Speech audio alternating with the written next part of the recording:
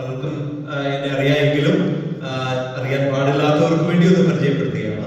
I think most of you might know me, but still for the rest I am. ഞാൻ പത്തനംതിട്ടയ്ക്ക് അടുത്ത് കടമനിട്ട എന്ന് പറയുന്ന ഒരു സ്ഥലത്താണ് ജനിച്ചു വളർന്നത്. I was brought up in a place called Kadamanitta near Pathanamthitta in Kerala. ഞങ്ങളുടെ സ്ഥലത്തിന്റെ പേര് ചാന്തുകാവ് എന്നാണ്. The exact name of the place is Chandugavu. ദൈവകൃപയാൽ 8ാമത്തെ വയസ്സിൽ കർത്താവിനെ രക്ഷിതാവ് കർത്താവായിട്ട് സ്വീകരിച്ചു. God enabled me to be his child at the age of 8. 11ാമത്തെ വയസ്സിൽ കർത്താവിന്റെ കൽപ്പന അനുസരിച്ചു. I could witness in the waters of baptism at the age of 11. 17ാമത്തെ വയസ്സിൽ കർത്താവ് തന്റെ വേലയ്ക്ക് വേണ്ടി എന്നെ വിളിച്ചു. At the age of 17, God called me for his ministry.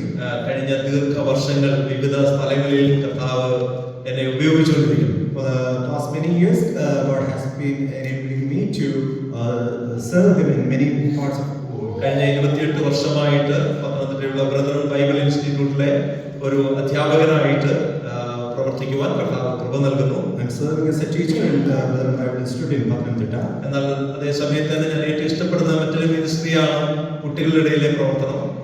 And simultaneously, I'm also involved in the children's ministry. അതുകൊണ്ട് സുവിശേഷൻ ബാലസംഘത്തിന്റെ general secretary ആയിട്ടും president ആയിട്ടും ഒക്കെ വ്യത്യസ്തമായ നിലകളിൽ ആ ശുശ്രൂഷകൾ കഴിഞ്ഞ ദീർഘവർഷങ്ങളായിട്ട് ചെയ്യുവാൻ കർത്താവ് ഇടയാക്കി. For the past many years, I've been serving as the secretary and president and many other positions in the Suviseshan Bala Sangham. എന്നാൽ അതിനിടയിൽ ഞങ്ങളുടെ ജീവിതത്തിൽ ദൈവം ഒരു പ്രത്യേക വഴിത്തിരിവിലേക്ക് ഞങ്ങളെ കൊണ്ടുവന്നു.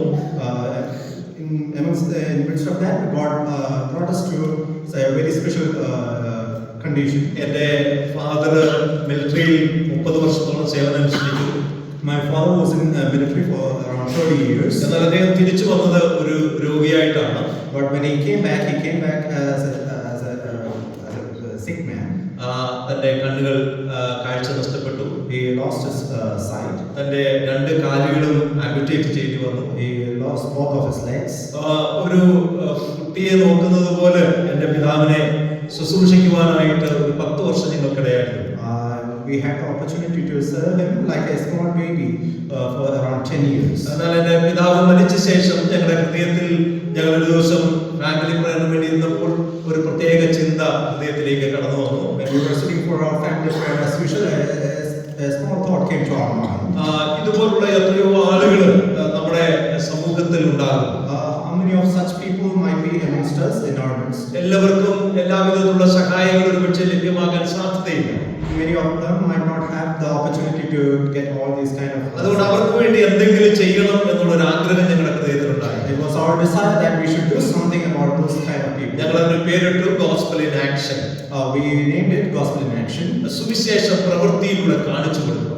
We should show our gospel through our actions. ഞങ്ങൾ ആ കാര്യം പലരുമായിട്ട് ഷെയർ ചെയ്തു. We shared that with many. പ്രത്യേകിച്ച് ഗുഡ് ഷെപ്പേർഡ് മിനിസ്ട്രീസ് അവരുമായിട്ടുള്ള ഒരു ടൈപ്പിലേക്ക് വന്നു.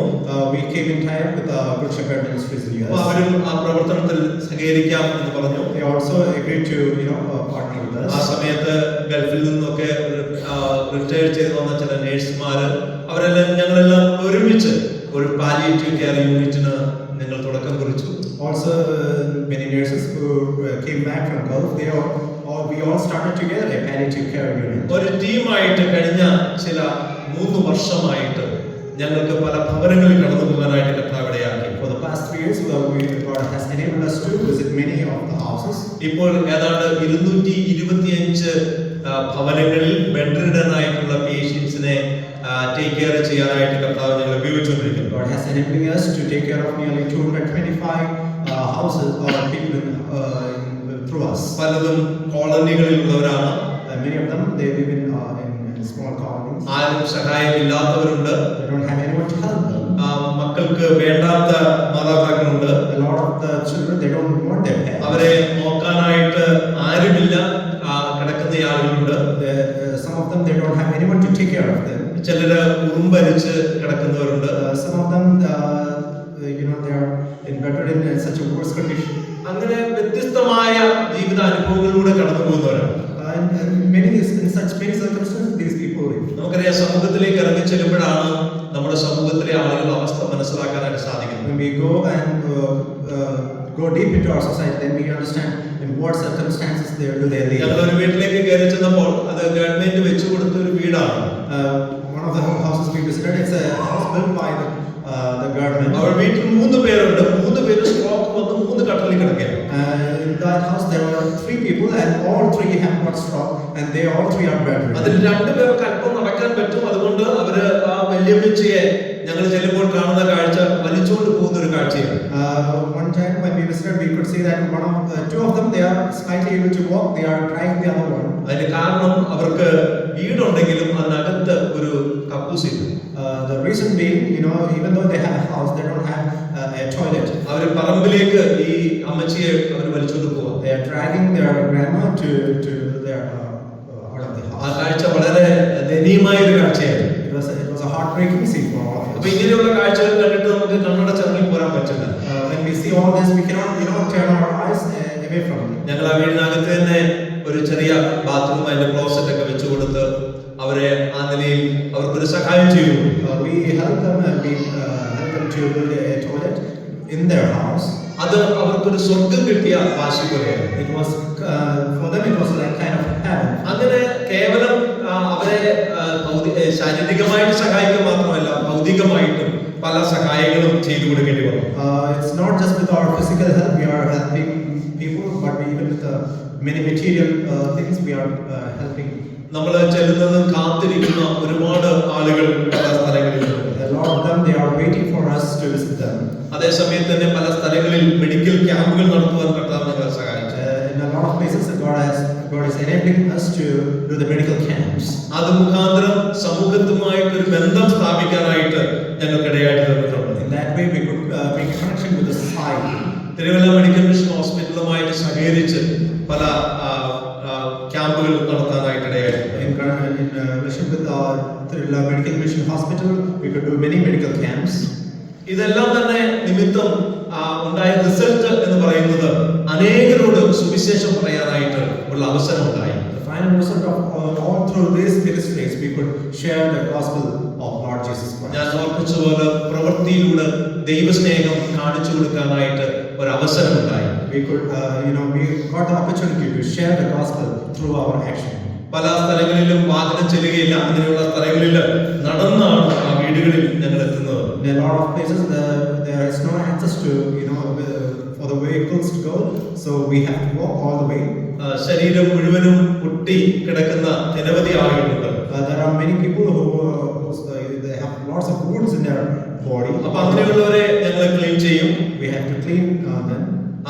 മാത്രമല്ല മുടിവെട്ടേണ്ടവരെ മുടിവെട്ടും. We will, do the haircuts. കുളിപ്പിക്കേണ്ടവരെ കുളിപ്പിക്കും. We will give shower to those who are in need. Catheter Ryle's tube ഒക്കെ മാറ്റി കൊടുക്കും. We will, change their, all the catheters and all. ഇങ്ങനെയുള്ള എല്ലാ കാര്യങ്ങളും നമ്മൾ ചെയ്തു കൊടുക്കും. We do all these kind of things. ഇങ്ങനെയുള്ള ഒരു ടീം ഞങ്ങൾ ദൈവകൃപയാൽ ഈ പ്രവർത്തനം മുൻപോട്ട് പോയിക്കൊണ്ടിരിക്കുന്നു. In such a manner, we are going forward. ഈ പ്രവർത്തനത്തെ ഓർത്ത് നിങ്ങൾ പ്രാർത്ഥിക്കണം എന്ന് ഓർമ്മിക്കാനായിട്ട് ഞാൻ ആഗ്രഹിക്കുകയാണ്. I request all of you to pray for this ministry. ദൈവം നമ്മളെ ഈ സമൂഹത്തിൽ ഓരോ സ്ഥാനത്തും ആക്കി വെച്ചിരിക്കും. God has put us in different places in the society. ദൈവത്തിന് നമ്മളെ കുറിച്ച് തീർച്ചയായിട്ടും ഒരു ഉദ്ദേശമുണ്ട്. God has a special purpose for all of us. ആ ദൈവിക ഉദ്ദേശം നമ്മുടെ ജീവിതത്തിലൂടെ നിറവേറ്റപ്പെടുവാനായിട്ട് ഇടയാക്കണം. And it is God's desire that through our life it should be fulfilled. നമ്മൾ ഈ സമൂഹത്തിൽ നമുക്കറിയാം ചുറ്റുപാടുകൾ കണ്ടുപിടിക്കുമ്പോഴാണ് ഏതെല്ലാം വിധത്തിലുള്ള ആളുകളെ നമുക്ക് കാണുവാനായിട്ട് സാധിക്കും. When we look around, we could see many people in different circumstances. ആ ഒരു ഹൃദയഭാരം ദൈവം ഞങ്ങൾക്ക് തന്നു. God has given us that burden. ദൈവകൃപയാൽ ആ പ്രവർത്തനം മുൻപോട്ട് പോകുന്നു. With God's grace, that ministry is going forward. ഞങ്ങളുടെ കൂടെ ഞാൻ പറഞ്ഞല്ലോ ചില നേഴ്സസ് ഉണ്ട്. We have some nurses and അതുപോലെ തന്നെ 2 ഡോക്ടേഴ്സ് ഉണ്ട്. we got a couple of doctors. ഒരു വലിയ ബാധ്യത ഞങ്ങൾക്കുണ്ട്. എങ്കിലും ദൈവം ഇതുവരെയും വളരെ അത്ഭുതമായിട്ട് ഈ പ്രവർത്തനത്തെ കൊണ്ടുപോകും. We got a great liability, but still the God is helping us. നിങ്ങളുടെ പ്രാർത്ഥനയെ ഞാൻ ക്ഷണിക്കുകയാണ്. I request all of your prayers. ഞാൻ ഈ സ്ഥലത്തൂടെ യാത്ര ചെയ്തപ്പോൾ when I was passing through, എന്നെ ഏറ്റവും അധികം ആകർഷിച്ചതും എന്റെ ഹൃദയത്തിൽ ഒരുപാട് സന്തോഷം നൽകിയതുമായ കാഴ്ച എന്ന് പറയുന്നത് ഇവിടെയുള്ള ആടുകളും പുൽപ്പുറങ്ങളുമാണ്. The great thing which attracted me or gave me great pleasure to see is the meadows and the sheep. എനിക്ക് ഈ ആടുകളോട് തന്നെ ഒരു അസൂയ തന്നെ തോന്നി. I was a bit jealous of the sheep. കാരണം അതൊന്നും ചെയ്യണ്ട, പച്ചയായ പുൽപ്പുറങ്ങളിൽ അതിനെ കിടത്തിയിരിക്കും. They don't have to do anything there. They've been laid on this meadow. അത് കിടന്നുകൊണ്ട് തിന്നുന്നത് ഞാൻ കണ്ടു. It was lying over there and it's still eating. കാരണം അത് എൻജോയ് ചെയ്യുകയാണ്. It's enjoying. ഞാൻ ആ കാഴ്ച കണ്ടപ്പോൾ എന്റെ ഹൃദയത്തിലേക്ക് ഓടിയെത്തിയത് 23-ാം സങ്കീർത്തനമാണ്. When I saw that, Psalms 23 came to my mind. 23-ാം സങ്കീർത്തനത്തിൽ തന്നെ ചില കാര്യങ്ങൾ ഞാൻ ഓർമ്മിക്കാമെന്ന് വിചാരിക്കുന്നു. I would like to bring some portion from Psalm 23. Psalm 23 23-ാം സങ്കീർത്തനം അതിന്റെ 4-ാമത്തെ വാക്യം നമുക്കൊന്ന് വായിക്കാം. Shall we turn to verse 4 of Psalm 23?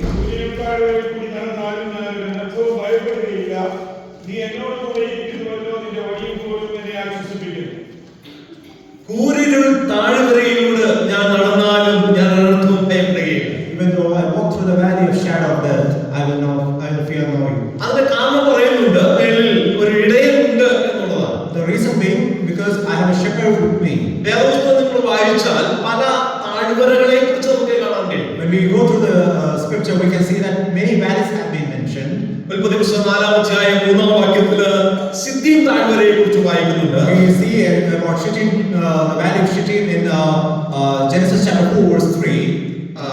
അവിടെ നമുക്കറിയാം അത് സൊദോം ഗൊമോറയാണ്, അതൊരു പാപത്തിന്റെ താഴ്വരയാണ്. We see that it's about Sodom and Gomorrah, which is the valley of sin.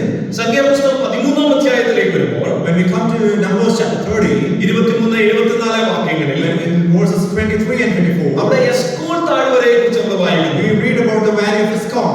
അതായത് ദൈവം ഇസ്രായേൽ ജനത്തിന് വാഗ്ദത്തം ചെയ്ത കനാൻ നാട്ടിലെ ഒരു താഴ്വരയാണ്. And it is the valley in the promised land of Canaan. എന്നാൽ ആ താഴ്വരയിൽ അവർ തെറ്റായ ഒരു തീരുമാനമെടുത്ത താഴ്വരയാണ്. But we see that wrong decision was made in that valley. നമുക്കറിയാം അവിടെ ഉറ്റുനോക്കുവാനായിട്ട് അയച്ച ആളുകൾ വന്ന് ജനത്തിന്റെ ഹൃദയം ഉരുകുമാറാക്കി എന്നാണ് വായിക്കുന്നത്. And we see that the people who went for spying, they came back and they disheartened the people over there. 1 ശമൂവേൽ 17-ാം അധ്യായം 2-ാം വാക്യത്തിൽ നമ്മൾ മറ്റൊരു താഴ്വരയെ കുറിച്ച് വായിക്കുന്നുണ്ട്. In 1 Samuel chapter 17, we read about another valley. അത് ഏലാം താഴ്വരയാണ്. That is the valley of Elah. അവിടെയാണ് ദാവീദും ഗോലിയാത്തും തമ്മിലുള്ള യുദ്ധം ഉണ്ടാകുന്നത്. And that's where the battle between David and Goliath is happening. It was a valley of courage, അത് ധൈര്യത്തിന്റെ താഴ്വരയാണ്. It was a valley of courage. ഒരു മല്ലനോടാണ് ഏർപ്പെട്ടെങ്കിലും ധൈര്യത്തോടുകൂടെ പോകുവാനുള്ള ധൈര്യം ദാവീദിനുണ്ടായി. Even though it was a fight against a mighty man or a giant, God has given David the grace to do that. യോശുവയുടെ പുസ്തകം 7-ാം അധ്യായം 25-ാം വാക്യത്തിൽ When we go to Joshua's book, chapter 7, 25-ാം വാക്യം in verse 25, അവിടെ Achor താഴ്വരയെ കുറിച്ച് വായിക്കുന്നുണ്ട്. we read about the valley of Achor. നമുക്കറിയാം ആഖാന്റെ പാപം നിമിത്തം അവനെയും അവന്റെ കുടുംബത്തെയും കൊണ്ടുവന്ന് കല്ലെറിഞ്ഞ് കൊന്നുകളഞ്ഞ സ്ഥലമാണ്. And we read that in that valley, Achan and his family was stoned to death. ആ പാപത്തിന് ശിക്ഷ വിധിച്ച ഒരു സ്ഥലമാണ്. And it was a valley where the punishment was given to sin. വെളിപ്പാട് പുസ്തകത്തിൽ വരുമ്പോൾ നമ്മൾ ജസ്രീൽ താഴ്വരയെ കുറിച്ച് വായിക്കുന്നു. And when we come to the book of Revelation, we see about the valley of Jezreel. അർമ്മഗദ്ദോൻ താഴ്വര, The valley of Armageddon. അവിടെയാണ് ആത്യന്തികമായ ഒരു വിജയത്തിന്റെ താഴ്വരയാണ്. And that's the valley of the final victory. അങ്ങനെ വ്യത്യസ്തമായ താഴ്വരകളെ കുറിച്ച് നമ്മൾ തിരുവനന്തപുരത്ത് വായിക്കുന്നുണ്ട്. And we read about many such valleys in scripture. നമ്മൾ ഈ വായിച്ച താഴ്വരകളെല്ലാം ഓരോ സ്ഥലങ്ങളാണ്. All these valleys are different places. എന്നാൽ 23-ാം സങ്കീർത്തനം 4-ാം വാക്യത്തിൽ വായിച്ച താഴ്വര കൂരിരുൾ താഴ്വര എന്ന് പറയുന്നത് അത് നമ്മുടെ ജീവിതവുമായിട്ട് ബന്ധപ്പെട്ടതാണ്. But the valley, what we just read in Psalm 23 verse 4, is connected to our life. നമ്മുടെ ക്രിസ്തീയ ജീവിത യാത്രയിൽ നാം കടന്നു പോകുന്ന ഒരു താഴ്വരയാണ് ഈ കൂരിരുൾ താഴ്വര എന്ന് പറയുന്നത്. This valley is a valley where we all pass through in our life. നമ്മുടെ ജീവിതത്തിന്റെ പ്രതിസന്ധിയുടെ ഘട്ടങ്ങൾ, All the problems in our life. നമ്മുടെ ജീവിതത്തിന്റെ അന്ധകാരത്തിന്റെ നിമിഷങ്ങൾ, When we come across darkness. നമ്മുടെ ജീവിതത്തിലെ തോൽവിയുടെ അനുഭവങ്ങൾ, When we come across the come across defeats. നമ്മുടെ ജീവിതത്തിന്റെ നിരാശയുടെ അനുഭവങ്ങൾ, When we come across all these kinds of worries and problems. അപ്പോൾ അതുമായിട്ട് ബന്ധപ്പെട്ട ഒരു താഴ്വരയാണ്. And it is a valley connected to that. എന്തിനാണ് ഇങ്ങനൊരു താഴ്വര ദൈവം അനുവദിക്കുന്നത്? യോഹന്നാന്റെ സുവിശേഷം 16-ാം അധ്യായം 33-ാം വാക്യത്തില് In John's Gospel, chapter 14, verse 33, we read like this. 16 verse 33. 16, verse 33. അവിടെ വായിക്കും, ലോകത്തിൽ നിങ്ങൾക്ക് കഷ്ടമുണ്ട് എങ്കിലും ധൈര്യപ്പെടുവിൻ. There we read that in this world you have tribulation, but take courage. ലോകത്തിൽ നിങ്ങൾക്ക് കഷ്ടം ഉണ്ടായേക്കാമെന്നല്ല, God did not say that you might face this tribulation. ഒരു പക്ഷേ നിങ്ങൾ കഷ്ടതയിലൂടെ കടന്നു പോകുമെന്നല്ല, He did not say that perhaps you might come across tribulation. നിങ്ങൾക്ക് കഷ്ടമുണ്ട് എന്നാണ് പറഞ്ഞത്. But Lord said that you have tribulation. അതിന്റെ അർത്ഥം ഈ താഴ്വര നമുക്ക് ഒഴിവാക്കാൻ കഴിയാത്ത ഒരു താഴ്വരയാണ്. Which means that this valley is something which we cannot avoid. എനിക്ക് വേണ്ട എന്ന് പറയുവാനായിട്ട് കഴിയില്ല. We cannot say that we do not want it. ദൈവം നമുക്ക് വാഗ്ദത്തം ചെയ്തപ്പോൾ, when God promised us, താഴ്വരകളോട് നമുക്ക് വാഗ്ദത്തം ചെയ്തിട്ടുണ്ട്. He has promised us this valley even. ഒരു വാക്യം ഒന്ന് വായിക്കാം. ആവർത്തന പുസ്തകം 11-ാം അധ്യായം 11-ാമത്തെ വാക്യം. Shall we read one verse? Deuteronomy chapter 11, verse 11. ദൈവം ഇസ്രായേൽ ജനത്തിന് ആ കനാൻ നാട് വാഗ്ദത്തം ചെയ്തപ്പോൾ, when God promised the land of Canaan to the Israelites. വായിച്ചാൽ ആവർത്തനം 11-ാമത്തെ.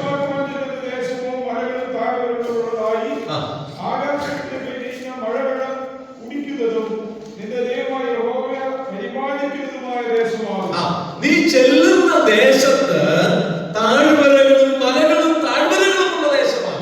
The land which you are about to cross is a land which has valleys and hills. ദൈവം ഇത്ര കാര്യമായിട്ട് അവിടെ കൊണ്ടുപോകുമ്പോൾ ഈ മലയും താഴ്വരയില്ലാത്ത നിരപ്പായ ഒരു ദേശത്തേക്ക് കൊണ്ടുപോകത്തില്ലായിരുന്നോ? When God is taking them to a promised land, why can't He take him to a plain land? എന്തിനാണ് ദൈവം മലകളും താഴ്വരകളും ഉള്ള ദേശത്തേക്ക് കൊണ്ടുപോയത്? Why God is taking them to a land of hills and valleys? അതിന്റെ കൂടെ ഒരു കാര്യം പറഞ്ഞു, അവിടെ ദൈവം പരിപാലിക്കുന്ന ദേശമാണ്. And with a special word is mentioned there. It's a land taken care by God Himself. മലയും താഴ്വരയും ഉണ്ടെങ്കിലും, even though hills and valleys are there, അതിന്റെ മധ്യത്തിൽ സ്വർഗ്ഗത്തിലെ ദൈവത്തിന്റെ പരിപാലനമുണ്ട്. Even in the midst of it, God's care is there. ആ ദൈവം അനുവദിച്ച താഴ്വര. And it's a valley which God has allotted. 1 പത്രോസ് 1-ാം അധ്യായം 6-ാം വാക്യത്തിൽ, First Peter chapter 1 verse 6. അവിടെ നമ്മൾ വായിക്കുന്നത് ഇത് അല്പസമയത്തേക്കുള്ള കഷ്ടത എന്ന് പറഞ്ഞു. And we see that it's a tribulation for a short while. എല്ലാ നാളിലേക്കുള്ളതല്ല, It's not forever. ഒരല്പനാളിലേക്ക് മാത്രമുള്ള ഒരു താഴ്വരയാണിത്. It's a valley for a short while. ഇനി സദൃശവാക്യങ്ങൾ 27-ന്റെ 1-ാം വാക്യത്തിൽ നമ്മൾ വായിക്കുന്നത്, When we come to Proverbs chapter 27 verse 1, സദൃശവാക്യങ്ങൾ 27-ന്റെ 1-ാമത്തെ വാക്യം, 27 verse 1.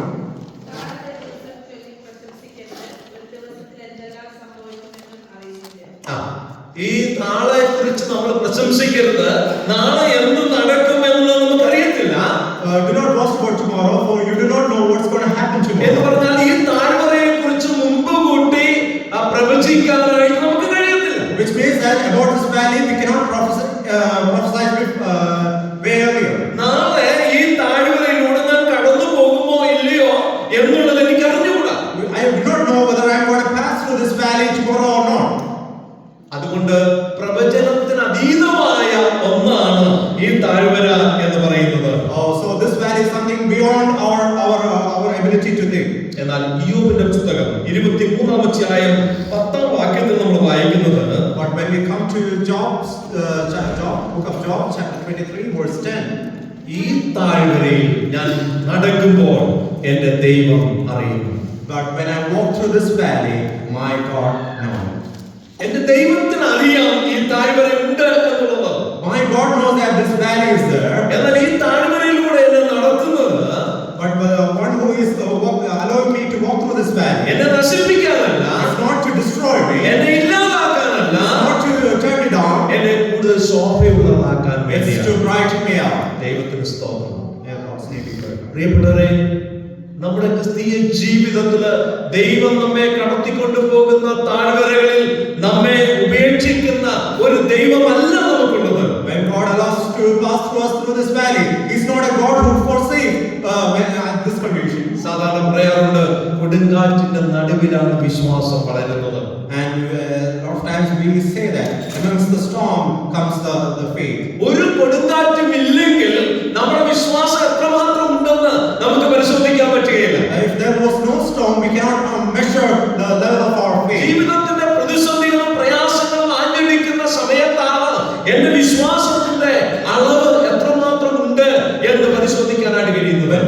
and tribulations come, that's the only time when you will realize what's the level of your faith. ഇവിടെ 23 സങ്കീർത്തനം നമ്മൾ വായിച്ചത് കൂരിരുളും താഴ്വരയിലൂടെ കടക്കുമ്പോൾ ഞാൻ ഭയപ്പെടുകയില്ല.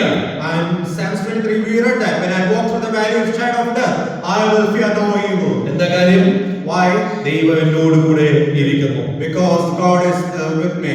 നമുക്കറിയാം ജീവിതത്തിന്റെ സുഖകരമായ അനുഭവങ്ങളിൽ മറ്റുള്ളവരൊക്കെ നമ്മോട് കൂടെ ഇരുന്നു എന്ന് വന്നേക്കാം. We know that in our good times people might sit with us. സദൃശവാക്യങ്ങൾ 19ന്റെ 4-ാം വാക്യത്തിൽ വായിക്കുന്നത് Proverbs chapter 19 verse 10 we read like, സമ്പത്ത് കാലത്ത് സമ്പത്ത് ധാരാളം സ്നേഹിതന്മാരെ ഉണ്ടാക്കുന്നു എന്നാണ്. the times of prosperity brings forth many friends. അതായത് ജീവിതത്തിലെ നല്ല അനുഭവങ്ങളിലൂടെ സുഖകരമായ അനുഭവങ്ങളിലൂടെ കടന്നു പോകുമ്പോൾ നമ്മോട് കൂടെ നിൽക്കുവാൻ ഒരു പക്ഷേ നിരവധി ആളുകൾ ഉണ്ടായെന്ന് വന്നേക്കാം. In the times of prosperity there might be many friends for us. എന്നാൽ ജീവിതത്തിൽ പ്രതിസന്ധികളിലൂടെ കടന്നു പോകുമ്പോൾ നമ്മെ ചേർത്ത് നിർത്തുവാൻ എത്ര പേരുണ്ട്? But when we go through problems, how many of those will be there? ഞാൻ പലപ്പോഴും പലരുമായിട്ട് ഇടപെട്ടിട്ടുണ്ട്. I have come across many people. അവരൊക്കെ പറഞ്ഞിട്ടൊരു കാര്യം, എന്റെ സാറേ ഞങ്ങളെ ഒന്ന് ചേർത്ത് പിടിക്കാൻ ഞങ്ങൾക്ക് ഈ ലോകത്തിൽ ആരുമില്ല. Many of them have said this to me, that when there are problems, there are nobody to help us.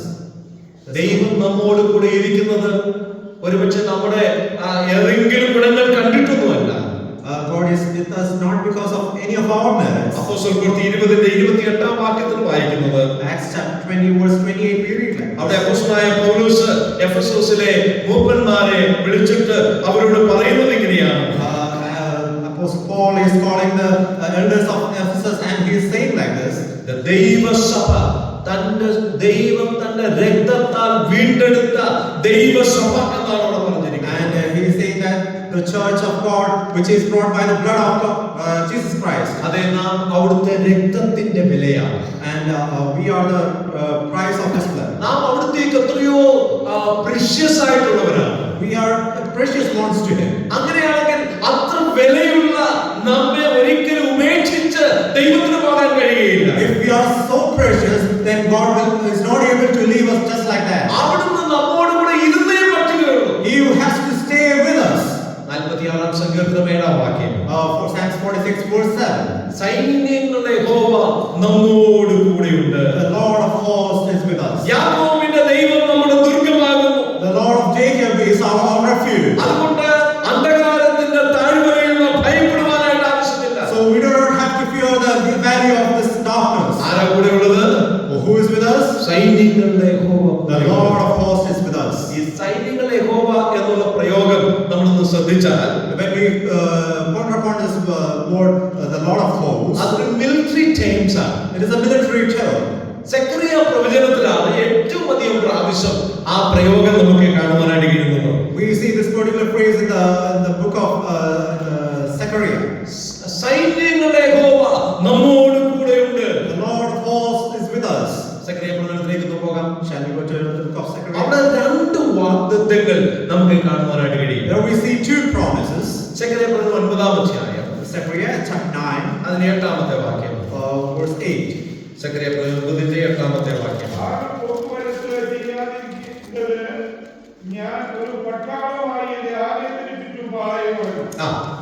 ആരും പോക്കുവരത്ത് നടത്താതിരിക്കേണ്ടതിന് ഞാനൊരു പട്ടാളമായിട്ട് നിനക്ക് ചുറ്റുമുണ്ടായിരിക്കും. So that no oppressor shall come across your camp. I will be camping around my house. ഒരു പട്ടാളം നമുക്ക് ചുറ്റും കാവലുണ്ടെങ്കിൽ നിന്നെ നമ്മൾ ഭയപ്പെടേണ്ട ആവശ്യമില്ല. If an army is camping around us, then why we need to അവിടെ fear? ഉപയോഗിച്ചിരിക്കുന്ന ഒരുത്തരും പോക്കുവരത്ത് നടത്താതിരിക്കേണ്ടതിന്, So that nobody might oppress you or pass over you. എന്ന് പറഞ്ഞാൽ ആരും ചുമ്മാ കയറി ഇറങ്ങാൻ ഞാൻ അനുവദിക്കില്ല. So that nobody, I will not let anyone to pass and return. നിന്റെ ജീവിതത്തിന് ആവശ്യമില്ലാതെ ആളുകൾ കടന്നു വരുവാൻ, നിന്നെ ഉപദ്രവിക്കുവാൻ ഞാൻ ഒരിക്കലും അനുവദിക്കില്ല. I will not let anyone to trespass over you. ഞാൻ നിനക്ക് ചുറ്റും പട്ടാളമായിട്ടുണ്ട്. I will be camping around you. എത്ര വലിയ ഒരു പ്രോമിസ് ആണ് നമുക്ക് നൽകിയിരിക്കുന്നത്. What a great promise God has given. ഒന്നുകിൽ ദൈവം നമുക്ക് ചുറ്റും പട്ടാളമായിട്ട് നമ്മെ പരിപാലിക്കും. Either God will, God will take care of us by saving us an army camped around us.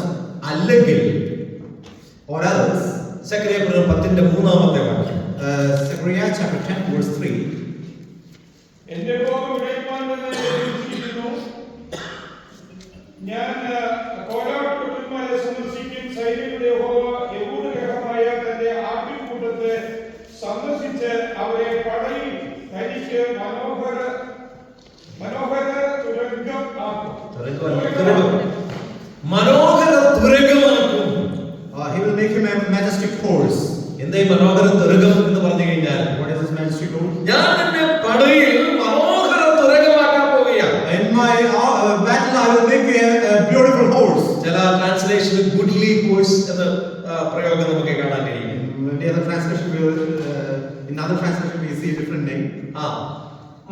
തുരങ്കം എന്നുള്ളതിന്റെ അർത്ഥം What's the word turanga horse mean? കുതിര എന്നുള്ള അർത്ഥമാണ്.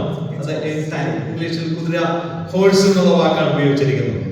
എന്നാൽ ഈ മനോഹര തുരങ്കം എന്നുള്ള പ്രയോഗത്തിന്റെ അർത്ഥം എന്താണ്? What is the meaning of this magnificent horse? അത് മനസ്സിലാക്കണമെങ്കിൽ നമ്മൾ ചരിത്രത്തിലേക്ക് ഒന്ന് പോകണം. To understand this we have to go back to history. നമുക്കറിയാം അലക്സാണ്ടർ ചക്രവർത്തിയുടെ കാലഘട്ടത്തിൽ during the times of Alexander the Great, ലോകത്തെ മുഴുവനും അദ്ദേഹം കീഴടക്കിക്കൊണ്ടിരിക്കുകയാണ്. is capturing all the parts of the world. അങ്ങനെ ഓരോ ദേശങ്ങളും താൻ കീഴടക്കി മുന്നേറുമ്പോൾ When he is capturing each of the lands, ആദ്യമായിട്ട് വിടുന്നത് അലക്സാണ്ടർ ചക്രവർത്തിയുടെ കുതിരയാണ്. the first thing what he does is he sends out his അത് horse. സാധാരണ കുതിര പോലുള്ളതല്ല. It's not just any horse. പടക്കളത്തിലെ എല്ലാ പരിശീലനവും കൊടുത്തുള്ള ഒരു കുതിരയാണ്. It is a horse which has got all the trainings, military training. ആ കുതിരയാണ് മുമ്പിൽ പോകുന്നത്. And it's that horse which is going in front of them. ആരെങ്കിലും ആ കുതിരയെ തടഞ്ഞാൽ, If anyone stops that horse, ആ ദേശവുമായിട്ട് യുദ്ധം പ്രഖ്യാപിക്കുകയാണ്. and he is declaring a war against that, അതുകൊണ്ട് ഈ കുതിര വരുമ്പോൾ so that when this horse comes, ആളുകളെല്ലാം മാറി നിൽക്കും. all the people will stay away. പറയും ഇത് അലക്സാണ്ടർ ചക്രവർത്തിയുടെ കുതിരയാണ്. Because they will say that this is the horse of Alexander the Don't Great. touch it. അതിനെ തുടരുത്. Do not touch it. അതിനെ തൊട്ടാൽ പ്രശ്നമാണ്. If you touch it, then there is a problem. അപ്പോൾ ആ കുതിര രാജകീയമായിട്ട് മുന്നോട്ട് പോയിക്കൊണ്ടിരിക്കുകയാണ്. And that horse is going royally through their midst. അതേ അർത്ഥമാണ് ഇവിടെ നമ്മൾ കാണുന്നത്. And it's the same meaning what we see here. നിന്നെ പടക്കളത്തിൽ ദൈവം രാജകീയ തുരങ്കമാക്കി മാറ്റാൻ പോവുകയാണ്. And in this battle, I'm going to make you a magnificent horse. എന്ന് പറഞ്ഞാൽ എന്താണെന്നറിയാമോ? ഞാൻ നിന്നെ ശക്തനാക്കാൻ പോവുകയാണ്. Which means that I'm going to make you strong. ഒന്നുകിൽ ഞാൻ നിനക്ക് ചുറ്റും പട്ടാളമായിരിക്കും. Either I will be an army around you. അപ്പോൾ നമുക്ക് ശക്തിയൊന്നും ആവശ്യമില്ല. Then we do not need any. കാരണം നമുക്ക് ചുറ്റും പട്ടാളമുണ്ട്.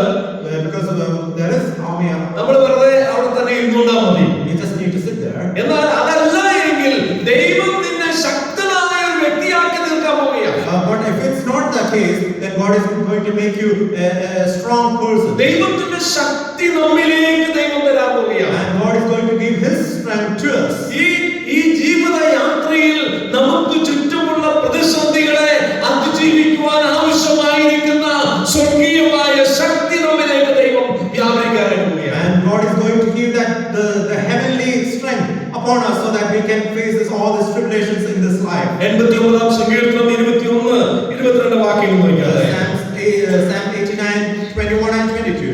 89-ാം സങ്കീർത്തനം 21-22 വാക്യങ്ങൾ. എന്റെ ഭുജം അവനെ ബലപ്പെടുത്തും. My arm will strengthen him. ഒരു ശക്തിക്കും നിനക്ക് നേരെ നിൽക്കുവാനായിട്ട് കഴിയാത്തവണ്ണം നിന്റെ കരങ്ങളെ, നിന്റെ ഭുജങ്ങളെ ഞാൻ ബലപ്പെടുത്താൻ പോവുകയാണ്. So that nobody might stand against you, that I'm going to make your hand strengthened. നമ്മൾ ഇങ്ങനെ വായിക്കുന്നുണ്ട്, ഒന്നുകിൽ ദൈവം നമുക്ക് ചുറ്റുമുള്ള പ്രതിസന്ധികളെ തകർത്ത് നമ്മൾ മുന്നോട്ട് കൊണ്ടുപോകും. Either God will destroy all the problems around us and He will take us forward. നമുക്കറിയാം ഇസ്രായേൽ ജനത്തിന് കനാൻ നാട്ടിലേക്ക് പ്രവേശിക്കുവാൻ ഒരു വൻമതിൽ അവർക്ക് തടസ്സമായിരുന്നു. We know that for the people of Israelites to enter the land of Canaan, there was a big wall against them. ആ യെരിഹോവിന് ചുറ്റും അവർ നടക്കുകയാണ്. And they are walking around the walls of Jericho. എന്നാൽ ആ വലിയ മതിലിനെ ദൈവം തകർത്തു കൊടുത്ത് തന്റെ ജനത്തെ ദൈവം മുമ്പിലേക്ക് നടത്തി. And then we see that God has destroyed that walls of Jericho and led them forward. അല്ലെങ്കിൽ ദൈവം ചെയ്യാൻ പോകുന്നത്, Or else what God will നാം do. സങ്കീർത്തനമായി നിന്നാൽ ഞാൻ പടക്കൂട്ടത്തിന് നേരെ പാഞ്ഞു ചെല്ലും, എന്റെ ദൈവത്താൽ ഞാൻ മതിൽ ചാടിക്കിടക്കും. For with you I will go against the your help, I will leap over the walls. അതെ, ആ മതിലിന്റെ മുകളിലൂടെ ചാടാനുള്ള ശക്തി ദൈവം നമുക്ക് തരും. For God will give us the strength to leap over these walls. അതുകൊണ്ട് നമ്മൾ ഭയപ്പെടേണ്ട ആവശ്യമില്ല. So we do not need to fear. അതുകൊണ്ടാണ് ഫിലിപ്പി ലേഖനം 4-ാം അധ്യായത്തിൽ പൗലോസ് അപ്പോസ്തലൻ പറയുന്നത്, ഞാൻ എന്നെ ശക്തനാക്കുന്നവൻ മുഖാന്തരം ഞാൻ സകലത്തിനും മതിയാകുന്നു. This is why in Philippians chapter 4 we read that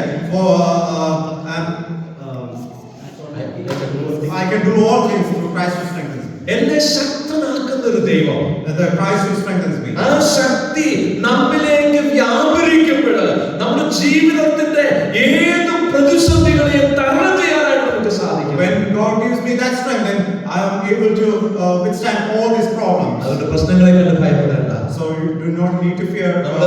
നമ്മൾ ജീവിക്കുന്ന ഈ ലോകം നമുക്ക് യോഗ്യമായ ലോകമല്ല. This world is not for us. എന്നും പ്രതിസന്ധികൾ ഉണ്ടാകും. പ്രതിസന്ധികൾ വർദ്ധിക്കാനായി പോകുന്നു. Troubles will be there. It's going to increase. എന്നാൽ ഇതിന്റെ മധ്യത്തിൽ ദൈവമക്കൾ ഭയപ്പെടേണ്ട. But amongst all this, you do not need to fear. കഷ്ടതകൾ നമ്മുടെ ജീവിതത്തിലുണ്ട്. There are tribulations. അതിന്റെ മധ്യത്തിൽ നമ്മൾ തകർന്നു പോകേണ്ടവരല്ല. You do not need to, dishearten. സ്വർഗ്ഗത്തിലെ ദൈവം നമുക്ക് വേണ്ട ശക്തി നൽകും. The God of heaven, He will give us the ഈ strength. കഷ്ടതയിലും പ്രയാസങ്ങളിലും അതോടൊപ്പം തന്നെ ജീവിതത്തിന്റെ വ്യത്യസ്തമായ അനുഭവങ്ങളിലൂടെ കടന്നു പോകുമ്പോഴാണ് ക്രിസ്തീയ ജീവിതത്തിൽ ഞാൻ ശക്തനാണെന്ന് പറയാൻ കഴിയുന്നത്. When we go past through all this trials and tribulations, then we could say that I'm strengthened. ഒരുപാട് വർഷങ്ങൾക്ക് മുമ്പ്, A lot of years back, ആദ്യമായിട്ട് കുറേ വർഷങ്ങളായി ആദ്യമായിട്ട് എനിക്ക് പെട്ടെന്ന് ഒരു ചെസ്റ്റ് പെയിൻ ഉണ്ടായി. it's been a few years. I got a chest pain. അപ്പം ഉടനെ തന്നെ ഹോസ്പിറ്റലിലേക്ക് കൊണ്ടുപോയി. I was taken to hospital. അന്ന് ഹോസ്പിറ്റലിൽ പോയുള്ള വലിയ പരിചയങ്ങളൊന്നുമില്ല. I had no experience before that. അവിടെ കൊണ്ടുവന്ന് ഇങ്ങനെ കിടത്തിയോ പറഞ്ഞ് ECG എടുക്കണം എന്ന് പറഞ്ഞു. Then they said that I have to take ECG. ECG എന്താണെന്നുള്ളത് ആദ്യമായിട്ട് അന്ന് കാണുന്നത്. I'm saying ECG for the first time. അപ്പൊ കാലിലും ദേഹത്തൊക്കെ ഏതൊക്കെയോ അവര് വെച്ചതിന് ശേഷം ഈ സ്ക്രീനിൽ ഇങ്ങനെ അവരിങ്ങനെ വാച്ച് ചെയ്യുക. They have put many things over my hands and body, and then they are watching on the screen. അപ്പൊ ഞാൻ നോക്കിയപ്പോൾ ഈ ആരോസ് ചെറുത് മുകളിലോട്ട് പോകും, താഴോട്ട് വരുന്നു, മുകളിലോട്ട് പോകുന്നു, ഇങ്ങനെ ഒരു നേരെയല്ല ഇത് പോകുന്നത്. Then I could see the graph going up and down. It's not going straight. അപ്പൊ ഞാൻ വിചാരിച്ചു എനിക്കെന്തോ കാര്യമായ കുഴപ്പമാണ്. Then I thought that I have a serious condition. അപ്പൊ ഞാൻ അവിടെ നിന്ന് ഇങ്ങനെ പ്രാർത്ഥിച്ച കർത്താവേ ആ ലൈനെല്ലാം നേരെയാണ്. Then I prayed like this, God, I have please make that line straight. കാരണം ഇതിങ്ങനെ മുകളിലോട്ട് താഴോട്ട് പോയി ഡോക്ടറിന് എന്താ പറയാമെന്ന് എനിക്കറിയില്ല. Because I do not know what doctor is about to say. ഇനി ചിലപ്പോൾ എന്നെ അഡ്മിറ്റ് ആക്കും, ഐസിയുലോട്ട് കയറ്റുമോ, എന്താ ചെയ്യാൻ പോകുന്നത്. അതുകൊണ്ട് ഞാൻ പ്രാർത്ഥിച്ചു, ദൈവമേ ഇത് നേരെ പോണേ. So maybe I am going to be admitted in ICU or whatever. So I prayed to God, God, please make it straight. അത് കഴിഞ്ഞിട്ട് ഇതിന്റെ ഒരു പ്രിന്റ് ഒക്കെ എടുത്തു. Then they took a print of this. എന്നിട്ട് ഡോക്ടറെ അടുത്ത് കൊണ്ടുവന്ന് കൊടുത്തു. They gave it to the doctor. പുള്ളി അതെല്ലാം നോക്കിയിട്ട് പറഞ്ഞു, നിനക്ക് ഒരു കുഴപ്പമില്ല, നീ വീട്ടിൽ പോകാൻ പറഞ്ഞു. He looked at it and he said, you don't have any problem, you just go home. ഞാൻ അത്ഭുതപ്പെട്ടു, ഇത്രയും പ്രശ്നമുണ്ട്, എനിക്ക് ഒരു കുഴപ്പമില്ല, ഇവരെന്താ ഈ പറയുന്നത്.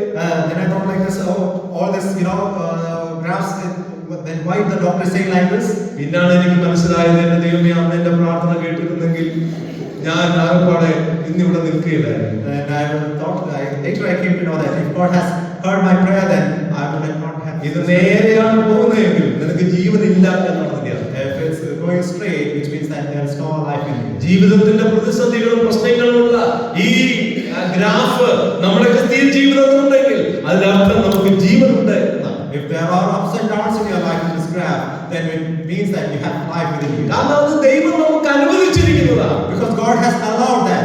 എന്നാൽ അതിന്റെ മധ്യത്തില് നമുക്ക് പകർന്നു ലഭിക്കുന്ന ദൈവകൃപ, ആ ശക്തിയാണ് വരുന്നത്. But amidst all this, it's the grace, through the grace what God has given us, the strength. 91 സങ്കീർത്തനം അതിന്റെ 15 വാക്യത്തിൽ നാം ഇങ്ങനെ വായിക്കുന്നുണ്ട്. Psalm 98 verse 91 verse 15. അവൻ എന്നെ വിളിച്ചപേക്ഷിക്കും, ഞാൻ അവന് ഉത്തരമരുളും, കഷ്ടകാലത്ത് ഞാൻ അവനോട് കൂടെ ഇരിക്കും, ഞാൻ അവനെ വിടുവിച്ച മഹത്വപ്പെടുത്തും. He will call upon me and I will answer him. I will be with him in trouble. I will rescue him and honor him. നമ്മുടെ ജീവിതത്തിന്റെ പ്രതികൂല സാഹചര്യങ്ങളിൽ നാം വിളിച്ചപേക്ഷിക്കുമ്പോൾ നമ്മുടെ പ്രാർത്ഥന കേൾക്കുന്ന ഒരു ദൈവം മാത്രമല്ല, അവൻ എന്നെ വിടുവിച്ച് എന്നെ മഹത്വപ്പെടുത്തുന്ന ഒരു ദൈവമാണ്. It's not just a God who will deliver me out of the trouble, but He will also rescue and will make Him honored. എന്റെ പ്രിയപ്പെട്ടവരെ, ഈ കൂരിരുളും താഴ്വരയിൽ നാം ഭയപ്പെടുവാനായിട്ട് ആവശ്യമില്ല. When we are passing through the valley of the shadow of death, we do not need to fear. കാരണം നമ്മെ ശക്തിപ്പെടുത്തുന്ന ഒരു ദൈവം നമ്മോട് കൂടെയുണ്ട്. For we have a God who is going to strengthen us. അങ്ങനെയാണെങ്കിൽ ഈ ദൈവത്തെ നാം സേവിക്കുമ്പോൾ, If that's the condition, when we serve this Lord, അവിടുത്തെ ശക്തി ദൈവം നമുക്ക് തന്ന ഓരോ ദിവസവും നമ്മളെ കൊണ്ടുപോവുകയാണ്. and He is enabling us or giving the strength and taking us forward, എന്താണ് നമ്മുടെ ഉത്തരവാദിത്തം? what is our responsibility? ദൈവം നമ്മളെ കുറിച്ച് ആഗ്രഹിക്കുന്നത് What is God desiring from us? 100-ാം സങ്കീർത്തനത്തിൽ നിന്ന് ചില കാര്യങ്ങൾ പറഞ്ഞ് അവസാനിപ്പിക്കാം. I will conclude with some verses from Psalm 100. 100-ാം സങ്കീർത്തനം അതിലെ 1-ാമത്തെ വാക്യം. The first verse of Psalm 100. അവിടെ നമ്മൾ കാണുന്നത് ഇങ്ങനെയാണ്. 100-ാം സങ്കീർത്തനം 1-ാം വാക്യം.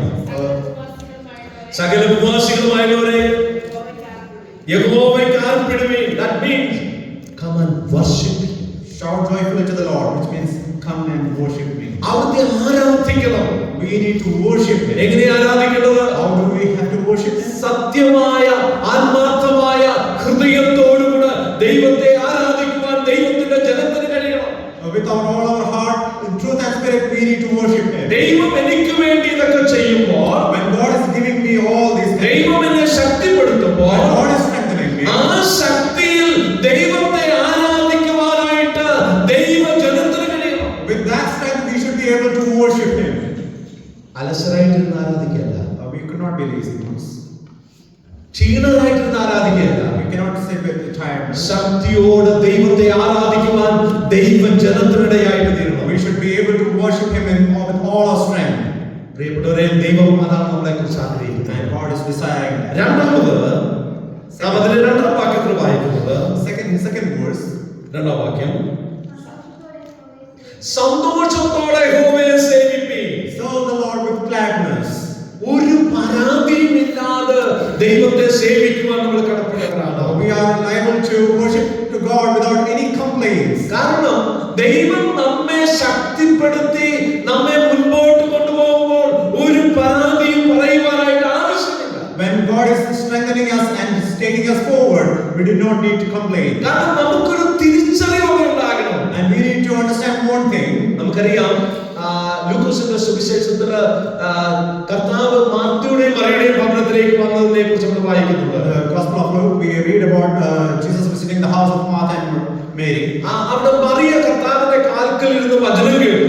And we see that Mary was sitting at the feet of Lord and listening to His words. Martha പലതിനെ ചൊല്ലി വിചാരപ്പെടുകയാണ്. And Martha was troubled of many things. അവൾ കർത്താവിന്റെ അടുക്കിലേക്ക് വന്നു. And she came to Jesus. എന്നിട്ട് ഒരു പരാതി പറയുക. എന്താ പരാതി? And she complained to Jesus. നീ എന്നെ തനിച്ചു വിട്ടിരിക്കുന്നതിന് ഒരു വിചാരമില്ലയോ? Oh Lord, you have left me alone.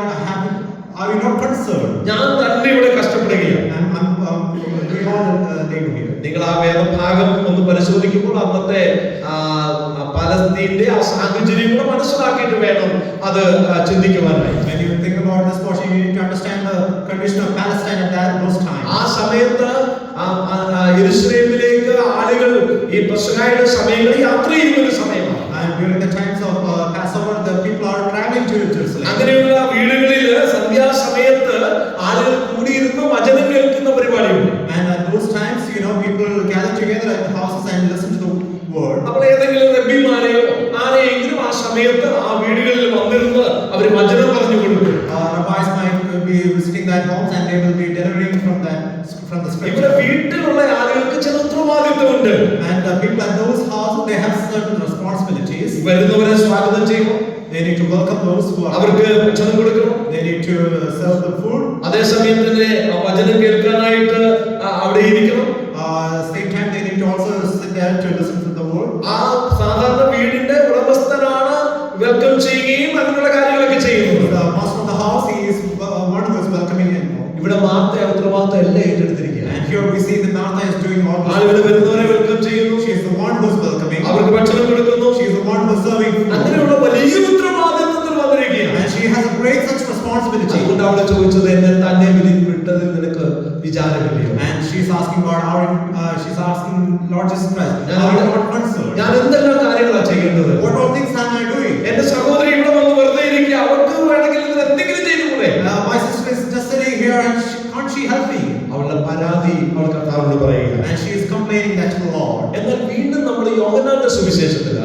when we come to John's Gospel, ലാസറിനെ ഉയർപ്പിച്ചതിന് ശേഷം after Lazarus has been risen from the വീണ്ടും dead, നമ്മൾ ഇതുപോലൊരു സന്ദർഭം we കാണുന്നു. see another circumstance like that. Mariya കർത്താവിനെ ആരാധിക്കുന്നു.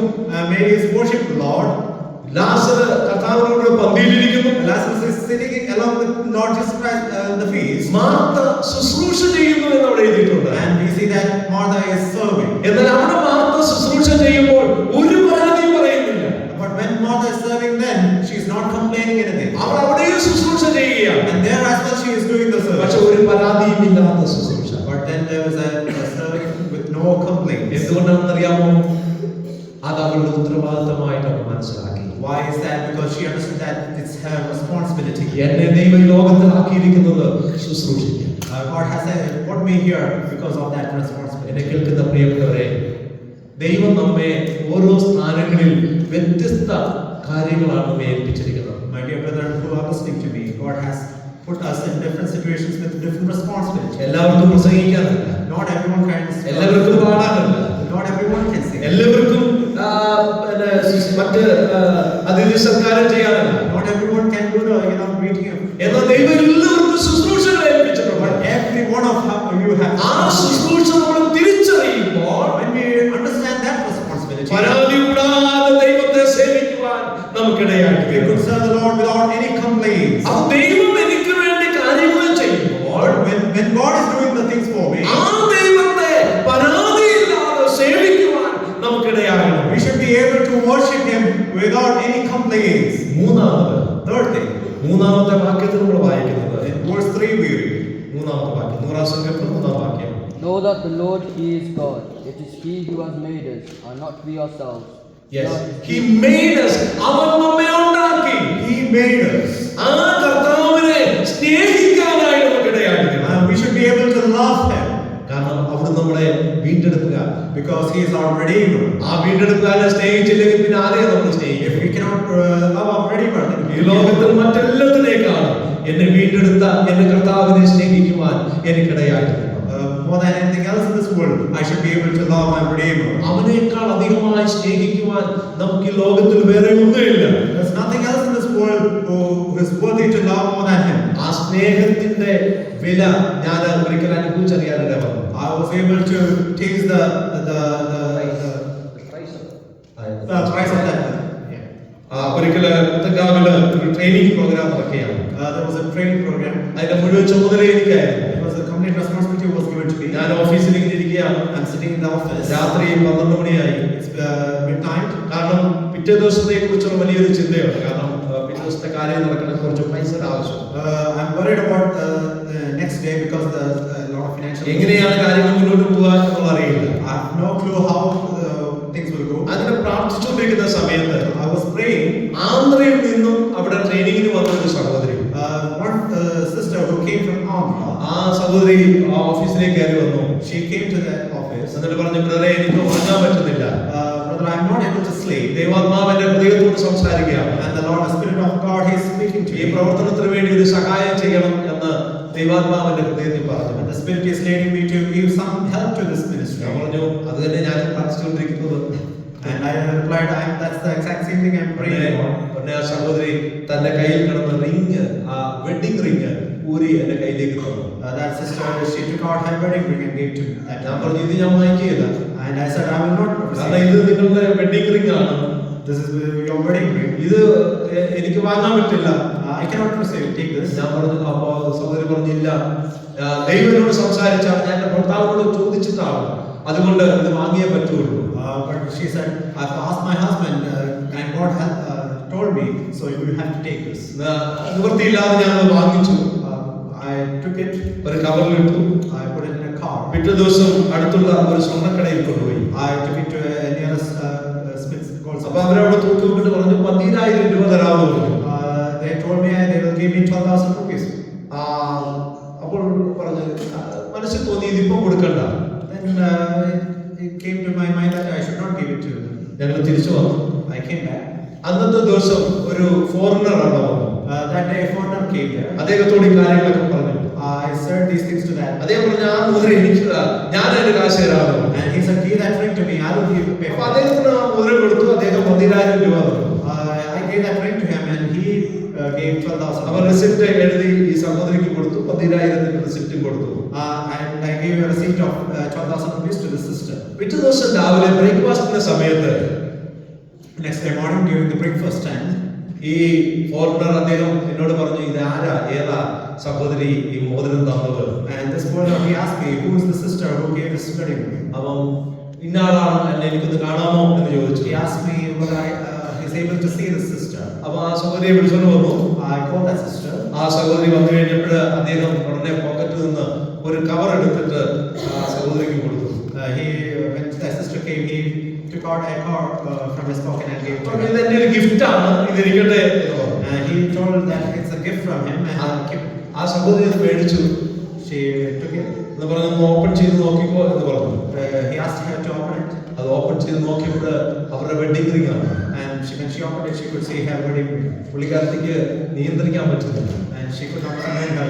അവരുടെ കണ്ണിൽ നിന്ന് കണ്ണുനീരിക്കുന്ന ധാരധാരയായിട്ട് ഒഴുകുക. Tears started rolling out from her eyes. കാരണം അവള് കൊടുത്ത സാധനത്തെ അവർക്ക് തിരിച്ചു കിട്ടി. And whatever she gave, she got it back.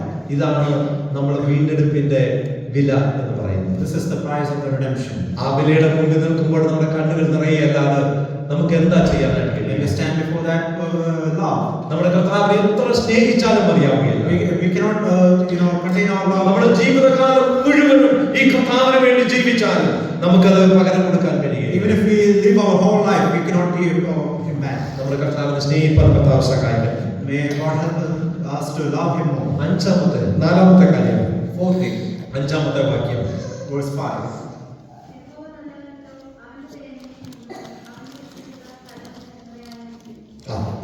അവിടെ 3 കാര്യങ്ങൾ പറയുന്നത്. 3 things are being mentioned there. നമ്മൾ അവനെ അറിയണം. We have to know him. എന്താണ് അറിയേണ്ടത്? What we have to know. ഒന്ന്, അവൻ നല്ലവനാണ്. For the Lord is good. 2, അവന്റെ ദയ അറിയണം. We have to know about his 3, love. അവന്റെ വിശ്വസ്തതയെ അറിയണം. We need to know about his faithfulness. ആ ദൈവത്തെ നമ്മൾ അറിയണം. We need to know about our God. ആ കർത്താവിനെ അറിയേണ്ടതുപോലെ അറിയുവാൻ നമുക്കിടയാകട്ടെ. May God help us to understand in the way he അപ്പോൾ should. നമ്മോട് കൂടെ ഇരിക്കുന്ന ദൈവത്തിന് വേണ്ടി നമുക്ക് എന്തെല്ലാം കാര്യങ്ങൾ ചെയ്യാൻ കഴിയുക? What are things we could do for the Lord who is with us? ഒന്ന്, ദൈവത്തെ ആരാധിക്കണം. First thing, we have to worship him സത്യസന്ധമായ ഹൃദയത്തോടുകൂടി. with all purity in our heart. 2, ആ ദൈവത്തെ സേവിക്കണം. Second thing, we need to serve him ഒരു പരാതിയുമില്ല. without any complaints. 3, ആ ദൈവത്തെ സ്നേഹിക്കണം. Third thing, we need to love him കാരണം അവിടുന്ന് നമ്മുടെ വീണ്ടെടുക്കുകയാണ്. because he is our redeemer. 4, ആ ദൈവത്തെ അറിയണം. Third thing, we need to know him കാരണം അവിടുന്ന് നല്ലവനാണ്, അവിടുന്ന് കരുണയുള്ളവനാണ്, അവിടുന്ന് വിശ്വസ്തനാണ്. because he is good, and we need to know about his loving kindness and his faithfulness. അങ്ങനെയെങ്കിൽ നമുക്ക് വിജയകരമായ ഒരു ക്രിസ്തീയ ജീവിതം നയിക്കുവാനായിട്ട് ഇടയാകട്ടെ. If we are able to do that, then we are able to live a victorious Christian life. ഈ കർത്താവ് നമ്മോട് കൂടെയുണ്ട്. This Lord is with us. നാം വായിച്ചതുപോലെ കൂരിരുളിൻ താഴ്വരയിലൂടെ കടന്നാൽ ഞാനൊരു അനർത്ഥവും ഭയപ്പെടുകയില്ല. Like we read, even though we walk through the valley of shadow of death, we will not നീ fear. എന്നോട് കൂടെ ഇരിക്കും. For thou art with me. നമ്മോട് കൂടെ ഇരിക്കുന്ന ദൈവം The Lord who is with us. നമ്മുടെ ജീവിതത്തിന്റെ അവസാനം വരെ Even till the last of our life. ആരെല്ലാം കൈവിട്ടാൽ Even if everyone forsake. ഞാൻ നിന്നെ ഒരു നാളും കൈവിടുകയും ഉപേക്ഷിക്കുകയുമില്ല എന്ന് പറഞ്ഞ കർത്താവ്. And the Lord who said that he will never forsake me. അവിടുന്ന് നമ്മോട് കൂടെയുണ്ട്. He is with us. ആ കർത്താവിൽ ആശ്രയിക്കാം. Shall we serve him? നമ്മുടെ ഉത്തരവാദിത്തം നിർവഹിക്കാം. Shall we do all our responsibilities? അതിന് ദൈവം ഈ വചനങ്ങളാൽ നമ്മെ സഹായിക്കുന്നു. May with these words God help us.